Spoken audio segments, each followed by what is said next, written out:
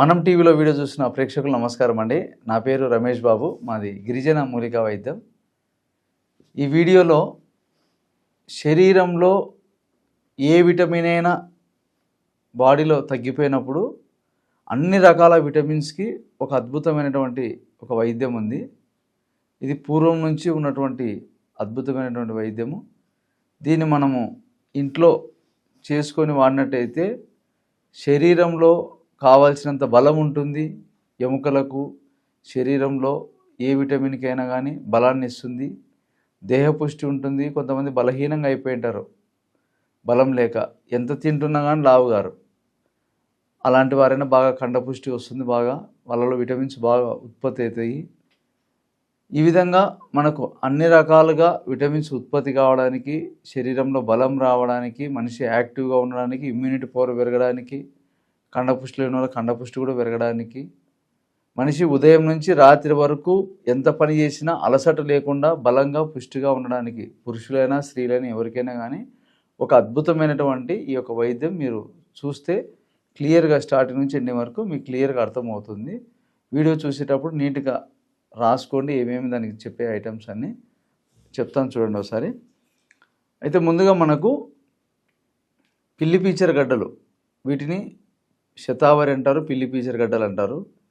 ఈ యొక్క పిల్లి పీచర గడ్డలు మనకు ఎక్కువ అడవి ప్రాంతాలలో, కొండ ప్రాంతాలలో, రాళ్ళల్లో ఒక చెట్టుని ఆధారంగా చేసుకొని ఒక తీగ పుడుతుందన్నమాట. ఈ తీగకు లోపల గడ్డలు వస్తాయి. దీన్ని శతావరి అంటారు. అంటే ఒకటే తీగకు 100 ఏర్లు వస్తాయి అన్నమాట.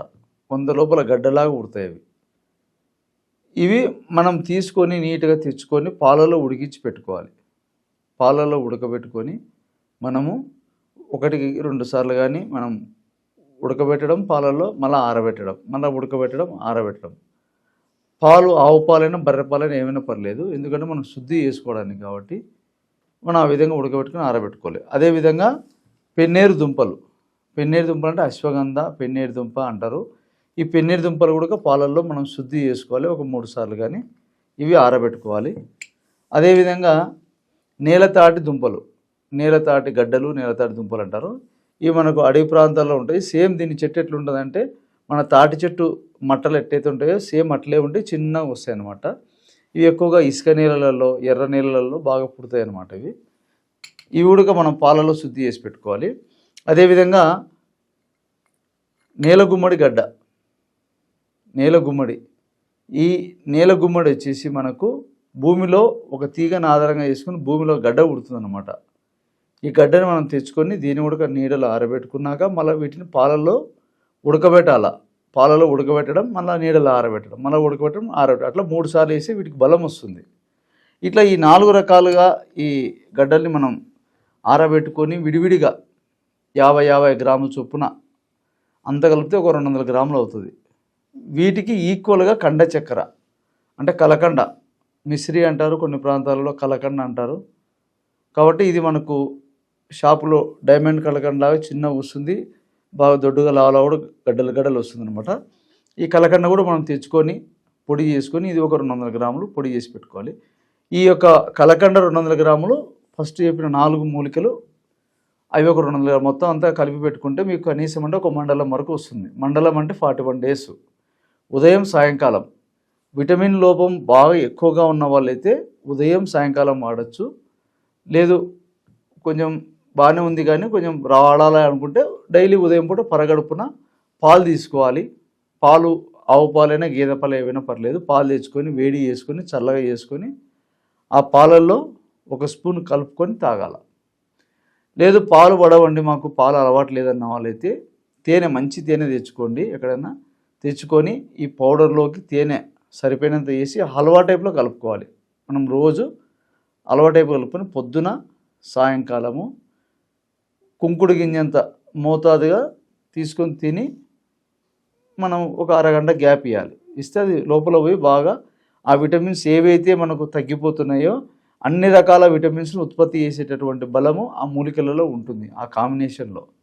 కాబట్టి ఇది అనుభవ వైద్యం, ఎంతోమంది కూడా నేను ఇచ్చాను. పిల్లలు బాగా వీక్ అయిన పిల్లలకైతే చాలా దేహపుష్టిని ఇస్తుంది. అసలు బాగా వీక్ అయిన వాళ్ళు బాగా బలంగా తయారవుతారు, ఇమ్యూనిటీ పవర్ పెరుగుతుంది, కాబట్టి మనిషి కూడా బాగా ఎంత కష్టపడి ఎంత పని చేసినా కానీ మనిషికి అలసట అనేది ఉండదు. కాబట్టి ఈ విధంగా మీరు సొంతంగా ఇంట్లో తయారు చేసుకొని దీన్ని కలుపుకొని తాగే విధానం కూడా చూపిస్తాను, ఒకసారి చూడండి. ఇప్పుడు మీరు చూసినట్టయితే నీలతాటి గడ్డలు, పిల్లి పీచర గడ్డలు, అదేవిధంగా అశ్వగంధ, మనకు ఈ నీలగుమ్మడి గడ్డలు 4 కలిపి మనకు పౌడర్ తయారు చేసి ఈ విధంగా వస్తుంది ఫైనల్గా. ఈ పౌడర్ని అదేవిధంగా కలకండ 2 మనం కలుపుకోవాలి ఈక్వల్గా. మీకు చూపిస్తున్నాను. ఒక హాఫ్ స్పూను మనకు ఈ తయారు చేసుకున్న పౌడర్ అయితే, ఒక హాఫ్ స్పూను కలకండ 2 కలిపేసుకోవాలి.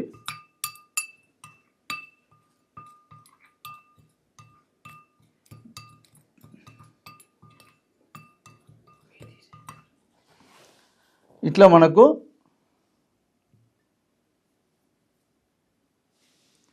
పాలల్లో కలుపుకోవాలన్నమాట.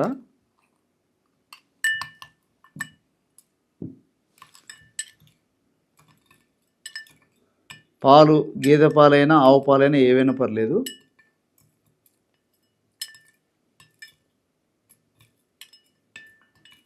పాలల్లో కానీ తేనెతో కానీ తీసుకుంటే తొందరగా రిజల్ట్ చూపిస్తుందండి.